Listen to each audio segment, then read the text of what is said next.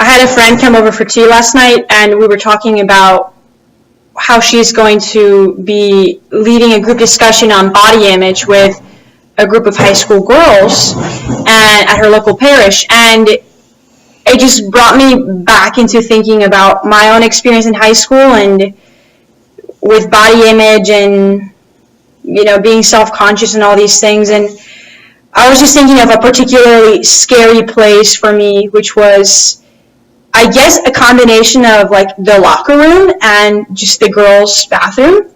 And, a women's restroom, just in regular life is very common to see, women chatting as they're going to the restroom, nursing if there's chairs there, changing diapers, washing their hands, all these typical things, and doing their makeup, looking in the mirror, and a place where you're not really going to see me for a very long time is looking at myself in the mirror. And I think, I used to think oh, I'm not vain, that's why I don't look in the mirror.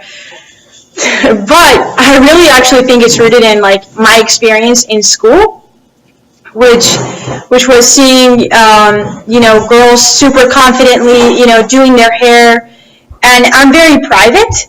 So for me, like I would be kind of scared to be doing my hair in front of other girls in the bathroom. So I never was comfortable with the whole looking in the mirror and talking to your friends and all of that. For me, it was just wash my hands, looking down, and then leave. Maybe I'll catch a reflection of myself to make sure my hair is not too messy, on a window or something.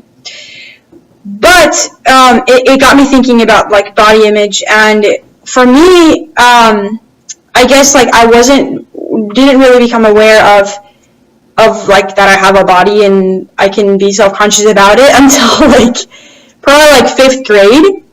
And my mom and I, it's so funny, like we have like the same thing, like we both have a thing about, I mean, I don't anymore, honestly, like, but growing up, a thing about our nose. Like, she was picked on about her nose, and I was picked on about my nose. But honestly, before I was picked on about my nose, I never thought about it. I mean, I breathe through my nose. It's a good nose, it does its job. But, like, I remember particularly, like, moments in which people would make fun of my nose. And it's usually just like little comments that are like very innocent, but and usually in the bathroom, in the women's bathroom. Hence my fear of the women's bathroom and sticking there for too long. And it doesn't have to just be about my nose, but like other things like, whoa, you have a zit. Like, okay, I know I do. Don't you think I know that? But, interestingly enough, it got me into thinking about the sad thing that it is to wake up to realizing, not that you have a body and that's a bad thing, but that you have certain things that you're self-conscious about. And so, I want to talk about two things. One of them is being kind of mean, being mean to other women,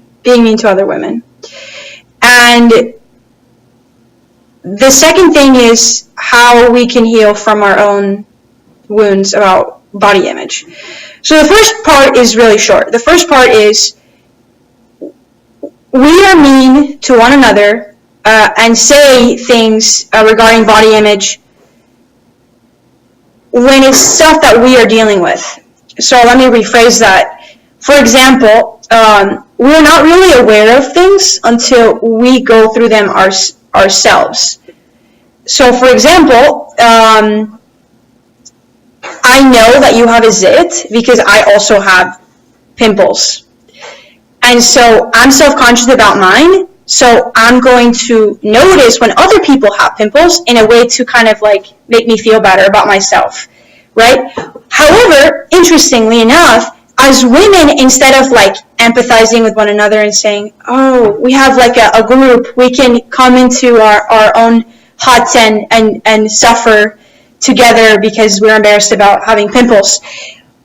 Instead, we mask our pimple with incredible amounts of foundation and pretend we don't have them, and then go and make fun of the girl that, maybe doesn't wear makeup, and make fun of her for it, and make fun of her pimple, instead of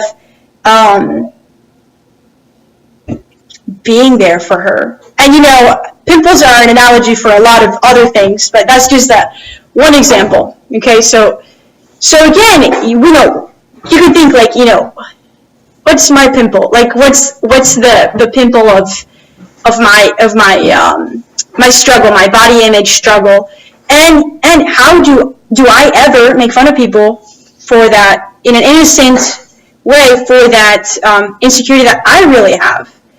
And I think it's really true that we're not aware of things until we go through them ourselves.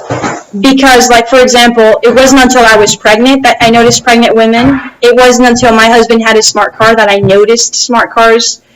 I probably notice more baby boys than baby girls because I have a baby boy. So it's just being aware of those things. And along with that, along with body image, it's not just about body image, but also about like nuisances, like things that annoy us. Just be aware, like, if you get annoyed at someone for doing something, it's probably something that you also do, because otherwise you wouldn't really be aware of it. And I just want you to think about that concept, like, you're really not aware of things as much, unless this is something that you struggle with, okay? I forgot my second point. Let me think for a second. I'm kind of melancholic, so I want to think before I speak.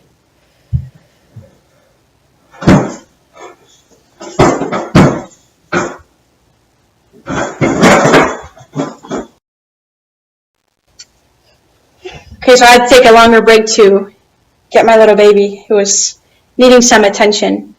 So the second thing is healing. How do we heal from body image? How can I, once again, not be scared of the women's restroom and look in the mirror confidently and do my hair? So I'm not going to promise that I have all the answers, because I don't, but maybe there are some things that we can do as women to help each other. So the first one is kind of obvious, and the second one is more pragmatic. So the first one is, the golden rule, like, do unto others as you would have them do to you, and realize how healing that is, and how much of an example is so powerful. So with women, like, even if people make fun of how you look, in extremely subtle ways, because we are very good at that as women, to be very subtle, but man, it hurts. It goes really deep under the wound, and you don't even see it. There's not even a bruise, but it's like a bone bruise. Just be a healing presence. Like, refuse to make fun of the way people look, people that you know, people that you don't know, people that are in your presence, people that are not in your presence. Make it a rule, like, as women, like, if we're going to be healing presence to other people, we are not going to be making fun of other women. Like, what is this, We're going to be healers. The second thing is the pragmatic one, which is gratitude. Have gratitude. Be pragmatic. Like with me, my nose. Man, I am so thankful to God that I have a nose, that I can breathe, that I have ears that I can hear, and eyes to see, hands to touch. So whatever you're self-conscious about, I'm sure that you are beautiful and that it is a beautiful thing, and you have, I don't know why you are self-conscious about whatever it is that you're dealing with, But look at it in a pragmatic way, like, I'm grateful, so I'll have gratitude. And gratitude goes a long, long way. And obviously, there are some women that have like really, really intense struggles with body image, you know. And for example, you go to an extreme of getting a surgery, and then you're not satisfied, then you want another surgery, and it's like this never-ending, like, I need to fix myself. Okay, so I think gratitude goes a long way with that. Other women, obviously, they struggle with bulimia and anorexia and all these things, and I'm not the best person to talk about those struggles, but maybe in general, those two things can help us.